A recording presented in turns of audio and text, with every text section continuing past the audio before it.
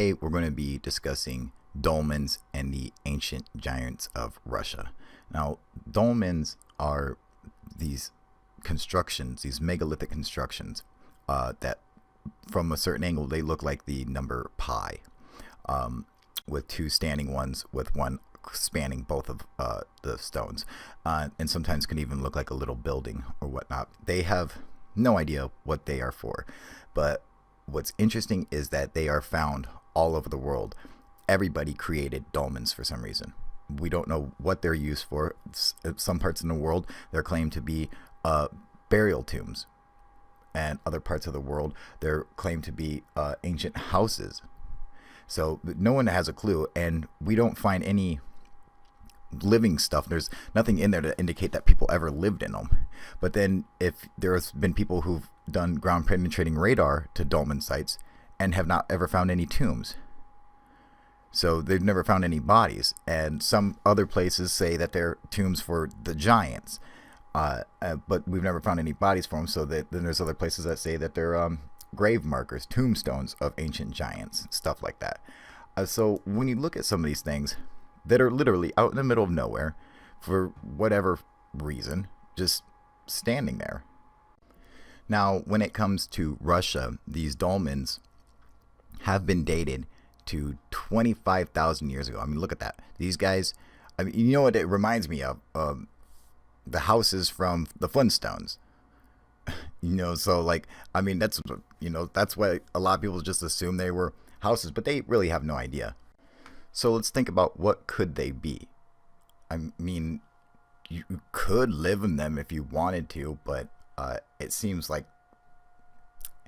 not the best place to live. I mean, a lot of them are open gaps. Some of them only have entrances through little holes, so you would have to crawl through that hole every day. It doesn't make any sense. Could it be some kind of a ancient prison? Maybe. I know they find these big spheres that actually block those entrances, those little holes, but that seems like a bit much. Like, what is the point of some of these? And what's interesting is where you find these all over the world. It's not just one place. I mean, Russia has some of the best examples and some of the oldest ones so far that have been tested. I mean, dating back 25,000 years. I mean, that's insane. Where we and it's interesting because that's deep within the ice age, and so it's like they had these giants building stuff in the ice age, more or less, is what it seems like. And then you hear stories like, if you look at the mythos of the Norse gods and stuff like that, like Odin and Thor and everything, they tell of battling the frost giants. So, I mean, maybe they had an idea of these giants that lived during the Ice Age. I'm just, throwing that out there. I have no idea, but I'm just saying. Now, there's another thing I want to talk about, and that is the Ural Mountains in Russia. Now, they have megaliths up there that are even bigger than Baalbek, is what they're saying. And what's weird is that some of it looks natural, and some of it looks like it was cut and put there in place. Like, these look like they've been stacked up in place, but they also at the same time look natural. It's very difficult. Look at the size of that fucking stone. I mean, can you believe that? If that was actually moved by people? But some of this looks like that looks like man-made. It's really hard to argue with it. But then there's parts that say, well, that looks pretty natural. So it's been a debate going on there. But some of the stuff you can see definitely qualifies as being man-made, like this, obviously. I mean, come on. That's fucking man-made. I'm sorry. Some man put that stone sphere on there, okay? Nature didn't do that. Now, this I want to stop here for a second, okay? Because this one is very, very interesting, all right? This is also in the Ural Mountains. You see the long gash right there? Okay, so obviously that is a cut mark. But unlike most other cut marks, if you're going to split rock, it doesn't look like that when we split rocks. You actually see lines every so often where they put the wedges in and then hammered the wedges down, and that eventually will split the rock. But like this looks like an actual saw cut, because there's no marks where the wedges should be placed in there. Plus, the rock's not split. So if the rock's not split, it shouldn't have this deep gash in there. It doesn't make any sense. I mean, that literally looks like a giant saw cut for some reason, just cut right into it. I have no idea how to explain it. They don't know how to explain it. It's completely fascinating, but it doesn't match what we know the evidence shows for splitting rock, because we can still split rocks today and it leaves the marks, and we can do it exactly how they split rocks thousands of years ago, which we see the exact same marks on them still. But you come across stuff like this that doesn't contain any of the marks and contains a cut that just doesn't make any sense to us at all. Makes no sense. How did it get there? What was it for? Did they have some kind of? I mean, look, the size of that gash is like 3 or 4 inches wide. Who has a saw 3 or 4 inches wide? You know, it's one thing to see these incredible saw cuts at like Egypt and stuff, but you've never seen one with a width of 3 or 4 inches. That's incredible. When talking about these giants and stuff like that of Russia, there's another person that I want to mention that I think is an interesting tale that people should hear, and that has to deal with America Vespucci. That is the gentleman who discovered America, who America is named after anyway. Now, what's interesting is that he took a couple voyages to the New World, and he wrote letters about his discoveries and everything that he saw when he went to the New World. And one of his letters was entitled Land of the Giants. So now we're going to hear what was said in his letter. So we departed and went to another island. We found that this other island was inhabited by very tall people. We landed to see whether there was any fresh water, and not thinking it was inhabited, as we had not seen anyone, we came upon a very large footprint in the sand. And as we were walking along the beach, we judged it, and if that by other means of measurements were in proportion to those of their feet, they must be very tall. Going in search, we came into a road which led inland. There were 9 of us. Judging that there could not be many inhabitants, as the island was very small, we walked over to see what sort of people they were, and when we had gone about a league, we saw 5 huts, which appeared to be uninhabited in a valley, and we went into them, but only found 5 women, 2 old and 3 children, of such a lofty stature that for the wonder of the thing, we wanted to keep them. When they saw us, they were so frightened that they had not the power to run away. The 2 old women began to invite us with words, and to set before us many things, and took us into a hut. They were taller than a large man, who well may be as tall as Francisco Albisi, but better proportioned. Our intention was to take the young girls by force, and bring them to Castile as a wonderful thing. While we were forming this design, there entered the door of the hut as many as 36 men, much bigger than the women, and so well made that it was a rare thing to behold them. They, in like manner, put us in such a state of fear that we would rather wish we were on board than having dealings with such people. They carried very large bows and arrows, and great clubs with knobs on them. They talked amongst themselves in a tone as if they wished to destroy us. Seeing ourselves in such danger, we made various suggestions to one another. Some proposed that we should attack them in the hut. Others said that it would be better to do it outside, while others advised that we should not take any action until we saw what the natives were going to do. We had last agreed to go out of the hut and walk away in the direction of the ships as if nothing happened, and this we did, and have been taking our route to return to the ships. They also came along behind us at a distance of about a stone's throw, talking amongst themselves. I believe they had not less fear of us than we had of them, for sometimes we stopped to rest, and they did so along without coming near us. At last we came to the beach, where the boats were waiting for us. We got in, and when we were some way away from shore, the natives rushed down and shot many arrows, but had little fear from them. We replied with a bombard shots, more to frighten them to do any real harm. They all fled into the woods, and so we took leave of them, thankful to escape after a dangerous adventure. They all went naked, like the others.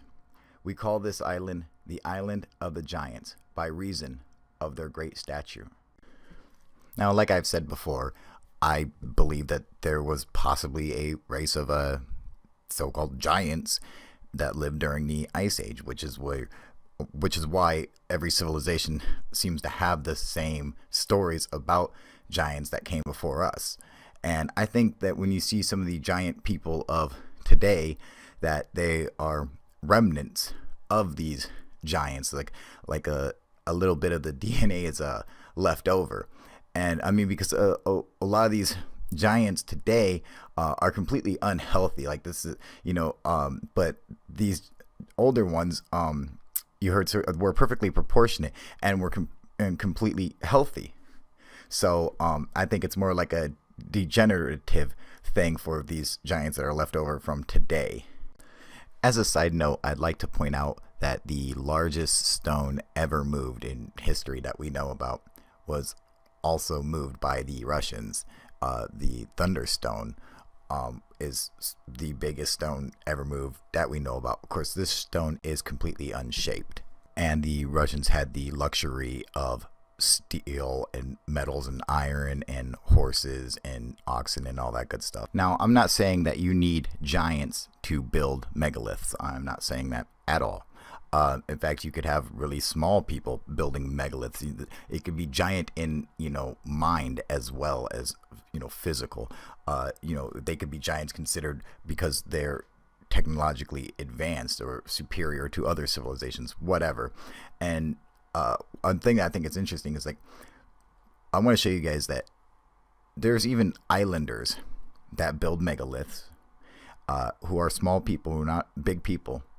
And what's really cool, and a lot of people don't know this, but there's still megalithic builders today, people who still, in cultures that still build megalithic structures and move megalithic rocks and stuff, and it's all done with nothing but people power. And a lot of people don't know that, but let me show you guys. And they live off a small island. No, there's thousands of islands in Indonesia and Micronesia, but this one particular one, they build megaliths even to whom they still build them up, and their reasons are, they still build them up, and their reasons are, they vary. Sometimes it's for basically when anyone prominent dies, they have a ceremony of them moving the stone, like several stones a year, and so this is them praying to gather the strength to move this big fucking stone. Compared to what we see around the world, and look how many people it takes to move one of these.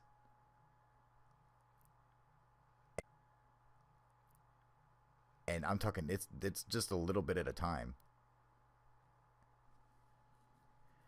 Now it's an honor for them to be able to be like one of the poolers, and it's a big deal to be selected to be able to pull this thing. That's how they trick you, I guess. Like, what? I got to do the hard. But see, look at, they get that thing. That's like on a I guess. Like, what? I got to do the hard. But see, look at, they get that thing. That's like on a flat road, and like level ground with everything. It's not that bad. But when they're trying to go uphill and up through jungles, up mountains and stuff, I mean, I couldn't even imagine. When you think about Machu Picchu and Ollantaytambo or Sacsayhuaman, stuff like that, when they're moving like vertically up a cliff, carrying these giant stones, and obviously way bigger than that stone. I mean, can you imagine that? That's crazy. But these people still do it today, and it's a tradition of moving giant stones that's been going on for, they say, for thousands of years. Which obviously I'm going to agree with. I believe them. Why would they, just make that up? It's just tradition that's just passed down, and everyone is happy to do it. I also heard the same thing about in Peru, that when they would move stones, that it was the people would compete with each other. So they would have like teams, like one village versus another, who could move the biggest stone the fastest. And so they would be coming up with different ways to do stuff like that, and it would bring everybody together. Very, very. But it goes to show you that you don't have to be some giant to build megalithic structures around the world. Although I do believe that existed in the Ice Age, I still think it's important to say, look, you know, I still think it's important to say, look, you can be, when you put your mind to it and enough manpower and stuff, you can basically do anything. Cool, especially when it brings together and gives them something to work towards. I think that's another thing that makes a huge difference, that brings them all together. I would like to point out that I'm pretty sure I have seen this guy before. Ah, yes, there we go. Apparently they also live forever and have the same exact pose. Also coming up here, possibly tomorrow on Sunday, but maybe another time, I'm not sure, but probably tomorrow, I will be having an interview with our friend Aaron Keefe from the YouTube channel Here We Grow. So go and check it out, give him a thumbs up, give him a like, subscribe to his channel, show him some love. This is going to be a pretty cool interview, so I want it. Hopefully everyone can come and join us for it live tomorrow. If that's a day we can make it on, it might be at a later date, but I still will be live tomorrow any which way. I love this. I love his about section. If you go and read it, it says all content is scripted and the persons shown are paid actors. There is a fictional show, or this is a fictional show with fictional characters. Props were also used in the filming of these videos.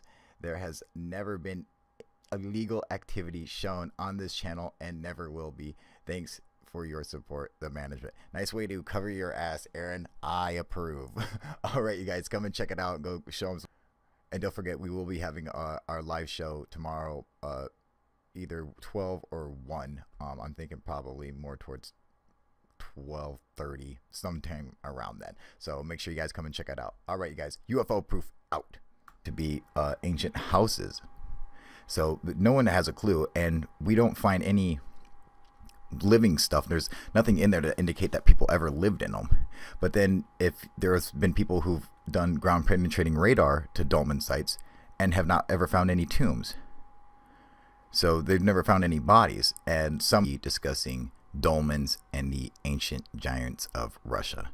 Now, dolmens are these constructions, these megalithic constructions that from a certain angle they look like the number pi, with 2 standing ones with 1 spanning both of the stones, and sometimes can even look like a little building or whatnot. They have no idea what they are for, but what's interesting is that they are found all over the world. Everybody created dolmens for some reason. We don't know what they're used for. Some parts in the world they're claimed to be burial tombs, and other parts of the world they're claimed